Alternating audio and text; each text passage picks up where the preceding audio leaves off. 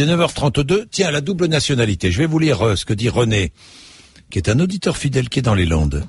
Quand j'entends Jamel, il parle de Debbouze, et les autres racoler, c'est René qui parle, dans les quartiers difficiles, les jeunes incultes et majoritairement de confession musulmane, cela ressemble étrangement au démarchage des islamistes en Tunisie. Pardon, alors là, René, je ne comprends pas. Où la démocratie sera bafouée par les islamistes. Mais René, vous voulez voler aux Tunisiens leur révolution? Mais quand savez-vous que la démocratie sera bafouée par les islamistes? Quand savez-vous? Est-ce que moi, les leçons que l'on donne à la terre entière, nous Français, ça devient insupportable. La démocratie a un gros défaut, elle ne fait pas la distinction entre un analphabète et une personne cultivée capable de porter un jugement, nous dit René. Mais attendez, alors qui pourrait voter? Celui qui est surdiplômé, celui qui est capable de porter un jugement? Puis peut-être qu'il y a des diplômés qui portent un mauvais jugement ou qui ne... Franchement, René, non, je ne suis pas d'accord avec vous, je vous le dis. Allez, Faiza est dans l'Essonne, nous dit, mais je ne comprends pas quel est le but de cette idée de vouloir supprimer le droit à la double nationalité. Moi, je suis né en France, je suis allé à l'école républicaine, j'aime la France, mais pour autant, je ne peux pas ignorer mes origines. Je suis petite fille et arrière-petite-fille d'Algérien. Je parle 2 langues depuis ma naissance. J'ai 2 cultures depuis ma naissance. J'ai 2 nationalités. Selon vous, peut-on choisir entre sa mère et son père? Eh bien, ce débat est exactement ce que l'on nous demande en supprimant la binationalité. Kamel est dans le Rhône, directeur commercial. Bonjour Kamel. Bonjour Jean-Jacques, bonjour Mathieu, bonjour à toute l'équipe RMC. Merci Kamel. Je voulais intervenir à nouveau sur la binationalité. Je trouve que encore c'est une enfumade, dans le sens où pour perdre la nationalité, la deuxième, donc l'origine de celle des parents ou des grands-parents, il faut que ce soit le Parlement qui vous destitue. Donc même s'il faisait une loi en France, si demain je devais perdre, et moi je l'ai pas, j'ai qu'une nationalité, je pars en Algérie avec mon visa. Je voulais expliquer qu'il y en a beaucoup, c'est pas parce que, comme peut-être René ou d'autres pensent que c'est des traites, c'est parce que il y a des problèmes administratifs, donc il y a des gens qui ont des héritages là-bas et ainsi de suite, et c'est beaucoup plus facile d'avoir quand même la nationalité des grands-parents pour régler certains problèmes administratifs. Donc moi j'entends à nouveau encore ces députés qui s'enflamment et la binationalité et ainsi de suite, mais pendant 5 ans on a parlé, je veux pas relancer une polémique, c'est un constat. On a parlé du soldat franco-israélien. Et là, ça n'a dérangé personne, et pas les membres de l'UMP qui étaient d'accord avec le président de la République, Nicolas Sarkozy, parce que c'était le premier qui le défendait, et qui défendait en disant il est français. Alors, je reviens à ce que j'ai dit, et je sais que ça a soulevé beaucoup d'interrogations. Je reviens, est-ce qu'il y a 2 catégories de Français? Point à ligne. Moi, je suis français, et justement, comme demain, c'est le 11 novembre, j'ai une pensée pour mon arrière-grand-père qui est mort le 20 juillet 1918, donc dans la Première Guerre mondiale, et je rends hommage d'ailleurs à tous les poilus, pas seulement mon arrière-grand-père. Donc, c'est quelqu'un qui est mort, il n'était pas français, il était indigène. Et aujourd'hui, on vient nous parler, nous demander, nous dire, oui, mais si vous avez la binationalité, c'est pas que vous êtes français. Et moi, je le redis, est-ce que ça va s'appliquer pour un Américain, ça va s'appliquer pour un Espagnol? Je pense qu'il y a une catégorie de personnes qui sont visées. Je pense qu'on rentre dans les élections et on veut monter les enchères. Voilà. Alors moi, pour rendre hommage à ces poilus, et notamment à mon arrière-grand-père, j'ai sorti une BD pour déjà enseigner aux jeunes. Je l'ai reçu, merci Kamel. Voilà. Donc je l'ai enseigné. Je fais des démarches auprès des lycées bénévolement pour expliquer que ce drapeau est un symbole, le drapeau du 1er régiment de tir algérien, Légion d'honneur au Mexique, croix de guerre en 14-18, médaille d'or de la ville de Milan, et ainsi de suite. Donc arrêtez, c'est pas le problème, la binationalité. Et pour finir, il y a un truc qui me rend malade, et ma tête elle commence à tourner dans tous les sens quand j'entends cette dette, et on nous explique qu'on n'y comprend rien, et que il faut qu'on leur fasse confiance.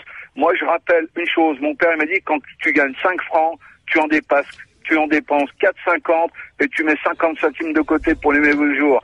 Alors là, moi, je voulais pas me présenter pour les législatives, ni pour être ministre, mais franchement, quand je vois les déficits et quand je vois leur comportement, je pense que je vais être moins gêné pour me présenter un poste politique. Merci Kamel, bonne journée Kamel. Alors, tiens, sur la binationalité, puis on va passer à autre chose. On revenait sur la dette, sur le logement. Abdel est en Haute-Garonne, électricien. Bonjour Abdel. Oui, bonjour Jean-Jacques. Merci d'être avec nous Abdel. Qu'est-ce que vous vouliez dire? Écoutez, moi, je suis un peu à contre-courant de ce débat. Oui, je vais vous expliquer. Je suis d'origine marocaine. Oui. J'ai la nationalité franco-marocaine. Le gros problème, comme l'auditeur précédent, moi aussi j'ai de la famille qui a fait la guerre, etc. Le gros souci, c'est que ça fait 10 ans que j'essaie d'abandonner la nationalité marocaine. Pour des raisons personnelles, familiales. Oui, vous avez le droit. Bien sûr. Sauf que non, on n'a pas le droit. Ah, Au oui. Maroc, on n'a pas le droit. On n'a pas le droit et d'ailleurs, ça va même très loin. Parce que officiellement, on aurait le droit. Mais dans la réalité, lorsqu'on essaie d'abandonner sa nationalité marocaine, on se bute à une administration qui devient pratiquement mafieuse. Parce que j'ai eu des menaces claires et nettes. Il n'y avait pas c'était clairement dit quoi. On m'a dit si vous essayez d'abandonner votre nationalité marocaine, on appliquera des amendes, ma famille qui est pas très proche finalement, parce que j'ai toute ma famille en France. C'est l'une des raisons pour laquelle je voulais abandonner la nationalité marocaine. Mais même ma famille éloignée pouvait subir des amendes, etc. sur leur patrimoine personnel parce que j'ai voulu abandonner. Alors j'ai essayé de creuser tout ça. Je me suis dit mais est-ce que mon cas est unique ou est-ce que c'est exceptionnel? Mais finalement non. Enfin, je me suis rapproché de certaines personnes, ils m'ont dit exactement la même chose. On ne peut pas abandonner la nationalité marocaine parce que le gouvernement marocain a besoin de ce qu'il appelle les MRE. D'ailleurs, si vous vivez ou vous partez en vacances au Maroc, excusez-moi, vous allez avoir des publicités. Tout est à la télévision, à la radio, tout est ciblé pour les MRE, ce qu'ils appellent les Marocains résidant à l'étranger, en Espagne, en Hollande, en Allemagne, en France. Et en fait, les MRE représentent une source de devises, une source de filiation économique avec l'Europe et les pays, qui est trop importante pour le Maroc. Évidemment. Et donc, via ça, alors, Bien, merci Abdel, parce que là, j'ai oublié de vous couper, c'est long. C'est intéressant, Abdel, mais il y a beaucoup d'appels ce matin. Je voudrais passer un grand nombre de... Alors, conclusion. Allez-y, conclusion. Voilà, qu'on nous laisse la liberté de choisir. Mais au jour d'aujourd'hui, le choix n'est pas libre. Le choix, pour vous, non. Ni pour moi, ni pour la plupart des Marocains qui veulent... Alors, je parle pas des autres pays, mais le Maroc ne veut pas laisser ses MRE... c'est-à-dire pour abandonner la nationalité marocaine. Alors qu'il y a des gens qui n'ont jamais mis les pieds au Maroc, bien sûr. et on leur attribue. Alors ça contribue à merci Abdel de la nationalité. Merci Abdel, bonne journée dans tous les cas. Au revoir, vous avez pu passer votre témoignage. La question SMS, un rappel, un point sur cette question SMS. Aujourd'hui, l'UMP débat de la double nationalité. La droite populaire demande son interdiction. Faut-il supprimer la double nationalité? Vous votez oui ou non par SMS 6 10 71. Pour l'instant, vous dites oui à 53%.